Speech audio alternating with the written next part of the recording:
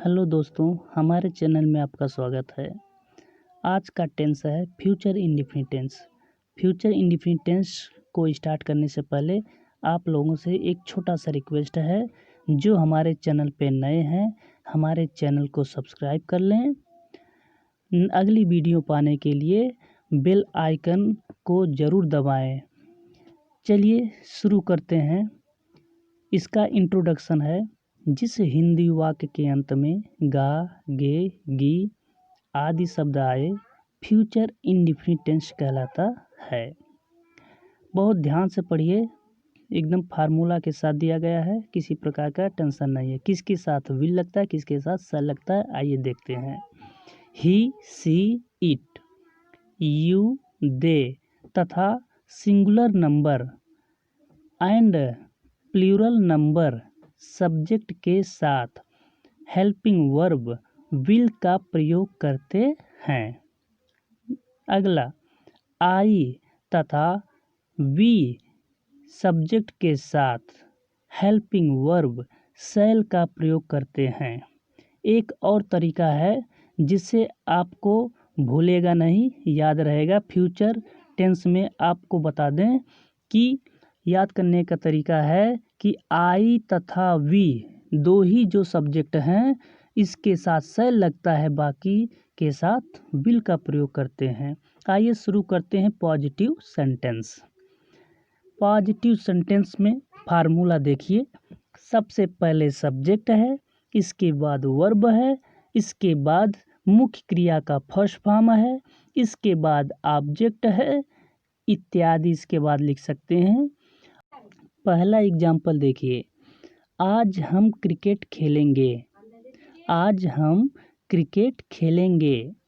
देखिए, फार्मूला जिस प्रकार से दिया गया है उसी प्रकार से हम एक एक करके अगर करते हैं तो किसी प्रकार का टेंशन आपको नहीं रहेगा, सारा बनता चले जाएगा। सबसे पहले सब्जेक्ट है वी, इसके बाद हेल्पिंग वर्ब है, वी के साथ शैल लगता है, इसके बाद मुख्य क्रिया का फर्स्ट फॉर्म प्ले है, इसके बाद ऑब्जेक्ट के रूप में क्रिकेट है।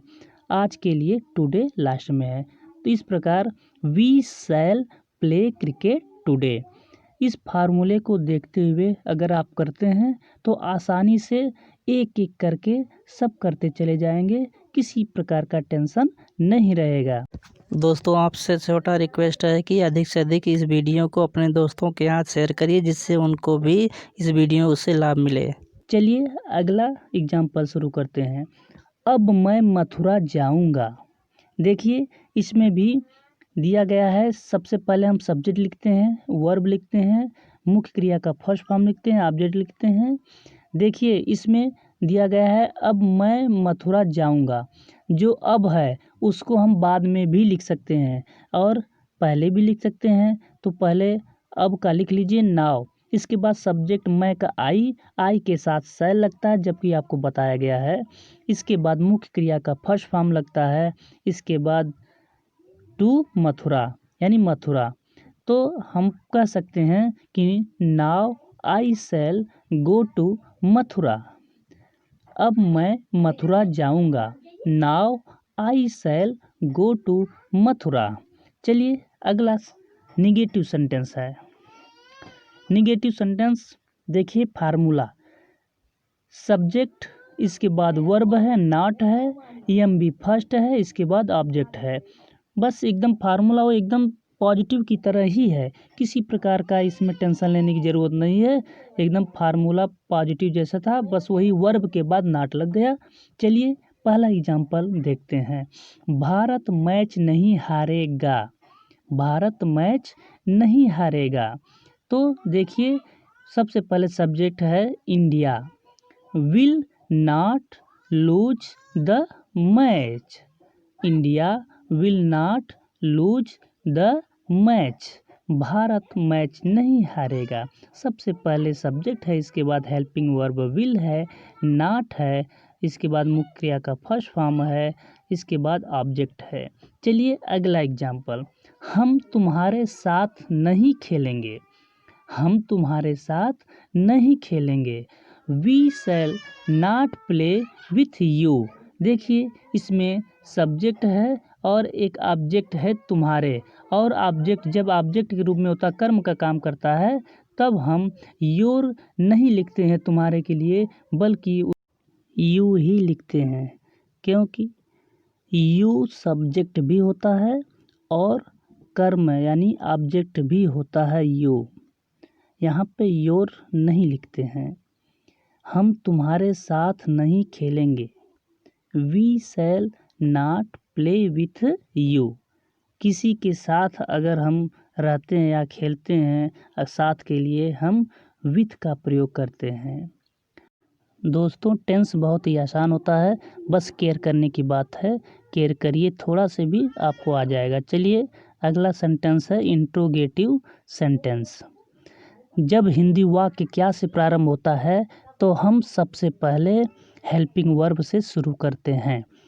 देखिए इसमें क्या से प्रारंभ हुआ है। पहला एग्जाम्पल देखिए, क्या राम पुस्तकालय में होगा? क्या राम पुस्तकालय में होगा? Will Ram be in the library? Will Ram be in the library? सबसे पहले हेल्पिंग वर्ब लिखा गया है, इसके बाद आपका सब्जेक्ट है। चलिए अगला शुरू करते हैं। इसी प्रकार से आप ध्यान से पढ़ते रहिए। दावा करते हैं आपको कोई रोकने वाला नहीं है, जिससे आपको ये भी शिकायत नहीं मिलेगी कि आपको नहीं कुछ आता है। आपको सब कुछ आएगा। चलिए अगला एग्जाम्पल देखते हैं। क्या पुलिस चोर को नहीं पीटेगी? क्या पुलिस चोर को नहीं पीटेगी? सबसे पहले क्या से प्रारंभ हुआ है, देखिए इसमें भी। इसके बाद सब्जेक्ट दिया गया है police. Will the police not beat the thief? Will the police not beat the thief? क्या पुलिस चोर को नहीं पीटेगी? Will the police not beat the thief? देखिए सबसे पहले हेल्पिंग वर्ब है, इसके बाद सब्जेक्ट है, सब्जेक्ट के बाद तुरंत नॉट लगता है अगर नॉट है तो। इसके बाद मुख्य क्रिया का फर्स्ट फॉर्म लगता है, इसके बाद ऑब्जेक्ट लगता है। इस तरह से क्रम से आपको एक ही बात हम बोलेंगे कि आप फार्मूला जो दिया गया है ऊपर उसको बढ़िया से याद कर लीजिए, सब कुछ आता रहेगा। चलिए अगला है सेंटेंस डबल इंट्रोगेटिव।